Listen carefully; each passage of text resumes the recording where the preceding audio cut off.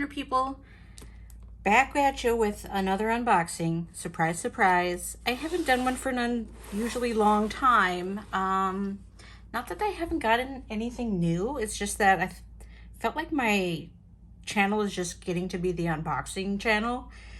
And so I just kind of stopped doing them for a while, but I just want to do this one because I've just been waiting patiently for it.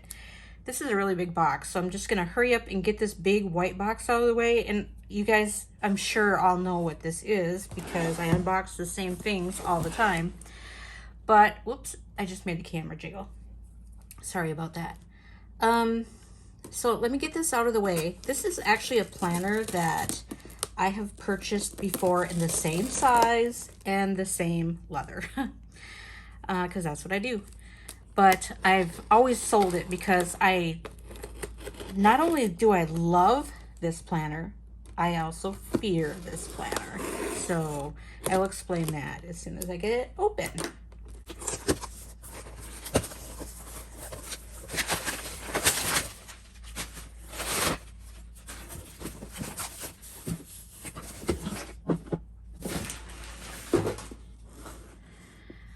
Okay. So, I bought some extra rings. I had those in my cart on release day already so that I could just get my planner and check out and be done with it. Because, you know, for a while I went through the I want 25mm rings stage, and then now I'm back to the I want 30mm rings stage. So, these are 30mm rings to put in my other companions. Let's see what it looks like. This is the first time I've actually asked for pictures in advance because, I don't know, I just get a little nervous about this one. I just put lotion on my hands too. I hope that wasn't a mistake. Ooh. So this is undyed leather and it's a Gillio medium Campagna like I usually get. And it has 30mm rings.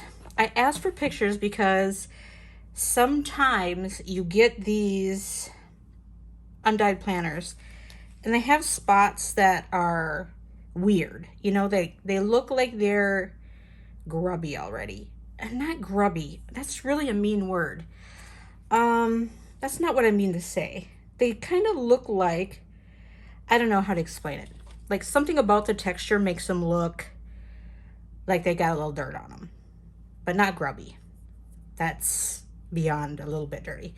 Anyway, I wanted to get pictures because I really wanted a mostly smooth one, and I think I did get one that's pretty much smooth. Now this was a premium good deal because I don't know, you guys know how it is on release day for undyed leather. No matter what the model is, damn, you gotta be on your game. I had my first quality snatched out of my cart, and the frustrating thing to me is when it's no longer available, you literally have to go back to your cart and remove it, even though it's not available anymore. It's just crazy. It's like, okay, if it's not available, why do I have to take it out of my cart? Because that just wastes time, and then you're likely to lose the premium good deal.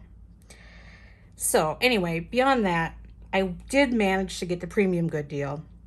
I knew about this little spot here, and I'm totally okay with that. That's just a little blemish. It's got some texture, but it's like pretty flat texture. You know, it's not like deep grooves. So I like it. It looks good. I think it's pretty. Let's look at the front again. That is pretty dang smooth. I like it. And the back is pretty smooth too. Here's what I was talking about, like sometimes it kind of looks like it's, and I don't think that's dirt. I think that's just something with the leather. It's just the way the leather looks sometimes with these undyed, which is kind of why I end up selling them. Usually before I ever use them, I end up selling them because I'm terrified of this looking dirty. I'm okay with it looking patinaed, you know, like let's give it a suntan, but I don't want it dirty. So this time I vowed that I'm going to let it tan and I'm not going to sell it. because I always see the undyed on Instagram and Facebook, and I'm like, oh my God, it's so beautiful. Why don't I have one? And as soon as I get one, I sell it. So I'm gonna give it a shot. But one thing I noticed on the pictures, if I can close this, this is a little bit darker than the rest, which is fine because like I said, I'm gonna let it tan. I might just let it sit in the sun and tan it up before I have a chance to spill anything on it. So that is my new Gillio. Right now I have been using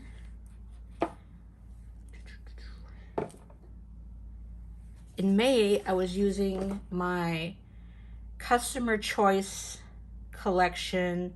It's the one with the matte black croco on the outside and the pink lotus on the inside. Love, love, love that planner. But then for June, I switched over to my Louis Vuitton MM Agenda. So not too much has changed in here. So that's why I haven't done a flip. The only thing I've really added was this really cute pocket from Type A for Alexis, or Alexa, one of those two. I love that. Top secret. I got another one too in a different color. I think I got a white one with red letters on it or something. I liked it. So I haven't really changed anything. That's why I haven't done a flip through. But I'm going to change up a couple of my inserts for July. So I'll probably use this for July, my undyed, and then perhaps I will do a flip through of that. So moving on, that was my unboxing, but what I have coming up is another video that I'm going to be doing, and I'm going to be talking about this guy here. So I know it's a little hard to read because it says Ink Journal, Volume 1. This is what I've been doing with my fountain pen inks because I'm kind of also a fountain pen ink junkie. So a lot of people who like planners and papers and stickers also like fountain pens and inks, and I'm included in that group. But for me, it's all about the ink. I care less about the pens and more about the inks because there's just a gazillion different inks out there and they're so beautiful. So I have a tendency to collect ink, but I have failed to use them.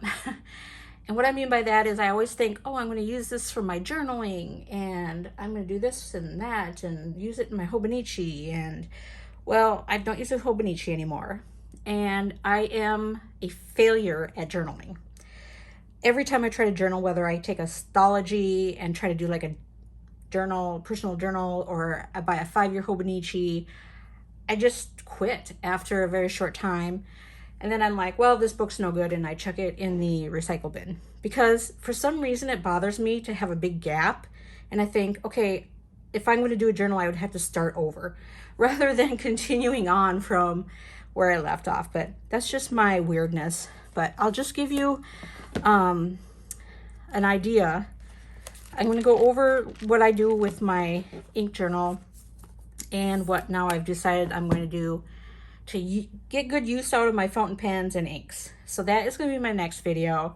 So if you were super bored with my unboxing, I'm sorry, but maybe you will like this video a little better that I'm going to do next. So please join me for the next video if you're into the fountain pens and inks, or if you're interested in getting into them, and we'll talk about it a little bit more in the next video.